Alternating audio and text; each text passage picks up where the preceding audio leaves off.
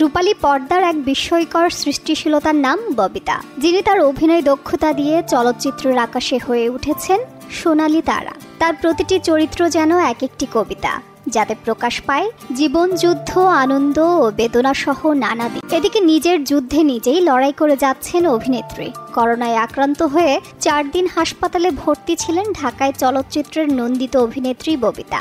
সেখান থেকে চিকিৎসা নিয়ে শারীরিক অবস্থার উন্নতি হলে গত 22 জুলাই তিনি বাসায় ফেরেন।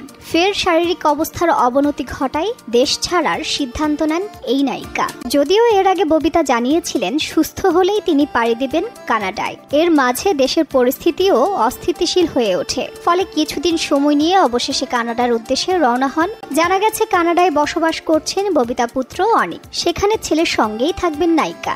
গেল 9 আগস্ট রাতে ছিল তার ফ্লাইট। যাওয়ার আগে অভিনেত্রী বলেছেন, ছেলের কাছে যাওয়ার জন্য মনটা অস্থির হয়েছিল।